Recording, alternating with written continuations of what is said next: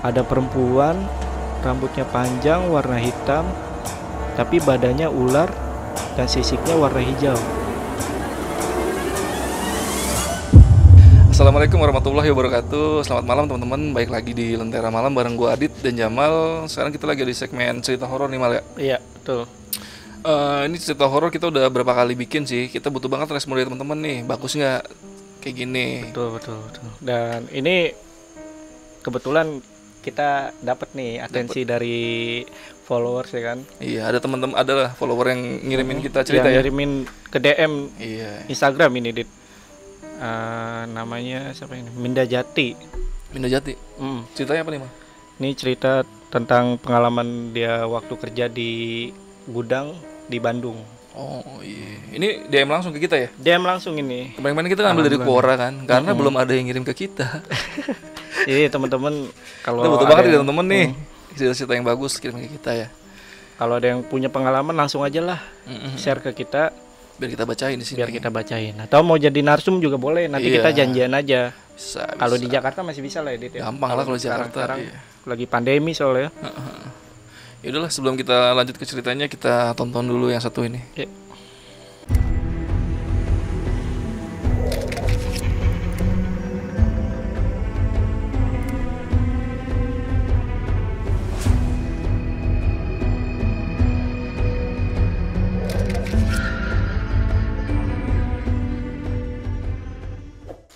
Nama saya Minda Jati, pekerjaan pelukis dan tinggal di Bandung. Oh, dikerjain pelukis nih, Dit. Jadi gini kisahnya. Sekitar tahun 2017, waktu itu saya masih kerja di salah satu kantor penyewaan alat-alat berat buat di proyek itu di daerah Cimahi, Jawa Barat. Saya waktu itu kerja di bagian staf logistik. Suatu hari saya lagi nggak ada kerjaan di kantor. Saya inisiatif bantu teman-teman yang kerja harian di bagian lapangan. Saya bantuin ngecat di gudang itu. Posisi saya kerja di gudang bagian belakang, dan di belakang gudang itu ada bukit. Nah, waktu itu posisi sore, di gudang belakang itu sepi. Soalnya teman-teman yang kerja di gudang itu juga pada kerja di bagian depan buat turunin barang. Selama saya kerja di gudang itu, saya sendiri ada teman yang kerja bagian las, kerjanya di paling ujung. Dan juga ada kurlap 10 meteran dari posisi saya kerja. Terhalang karung-karung dan besi. Selama saya ngecat di situ, dari balik tumpukan karung-karung itu rasanya ada yang mengintip saya. Positive thinking aja. Mungkin itu teman-teman yang kerja. Terus itu berulang kayak gitu, cuma nggak saya anggap. Sampai sesekali, sekilas kayak ada orang lewat gitu. Saya di situ masih anggap itu orang yang kerja dan gak mikir aneh-aneh juga. Kejadiannya itu masih sore, mungkin pada asar. Kayak nggak masuk akal gitu juga dong. Kalau mereka dalam tanda kutip itu hantu. Saya mikir gitu biar nggak parno aja. Dari situ beberapa menit kemudian, saya masih inget itu saya lagi fokus ngecat. Ternyata dari arah depan saya itu kayak ada hembusan angin yang lumayan kenceng. Posisi badan saya tuh menghadap ke arah bukit belakang gudang itu. Jadi di bawah asbes atap gudang ada celah di tembok. Yang kita bisa lihat bukit itu sedikit. Setelah ada hembusan angin yang bikin kaget, saat itu saya kepo, nadahin kepala, lihat ke depan. Dan itu ternyata saya lihat ada perempuan, rambutnya panjang warna hitam, tapi badannya ular dan sisiknya warna hijau. Saya masih inget banget, sebagian ekornya masih ada di dalam celah tembok bukit itu. Sebagian ekornya itu ngelilit di salah satu pohon yang ada di situ. Saya auto kaget, sampai sempet gugup mau ngapain ya. Soalnya itu masih nggak percaya, kejadiannya sore soalnya. Dan sosoknya emang bener-bener aneh, kayak yang biasa ada di film-film gitu. Saya lihat sekali lagi, dia masih ada di depan saya, tapi cuma liatin saya aja, nggak ngomong apa-apa gitu. Saya langsung beres-beres dan langsung tinggalin tempat itu. Pas saya pergi, saya lihat sosok itu udah nggak ada di depan saya. Dan pas kejadian itu, saya nggak bilang siapa-siapa. Pokoknya itu masih jadi misteri buat saya sendiri. Masih penasaran dan aneh, kok mereka ganggu saya di posisi masih sore ya? Gak di situ aja, malamnya di rumah itu badan saya sakit-sakit, kayak berat, dan paling parah ulu hati kayak ada yang tekan kenceng banget. Sampai waktu itu saya agak sesak nafas. Saya masih positif thinking juga, mungkin masuk angin. Minum deh obat masuk angin, tapi besoknya masih gitu. Dan malah berasa makin parah, mau jalan tegak aja susah. Selain badan makin berat, di ulu hati juga itu makin sakit. Saya sampai hari besoknya izin kerja 1 hari. Nah, pas besoknya saya baru masuk kerja lagi. Saya kerja lagi biasa bantu teman-teman yang kerja di lapangan. Saya kerja lagi di posisi tempat yang sama di gudang belakang itu. Gak tahu kenapa waktu itu malah badan makin terasa berat. Tapi emang untungnya gak ketemu lagi sosok itu. Dan gak mau lagi lah. Pas dari situ saya mulai nyerah kerja di gudang itu.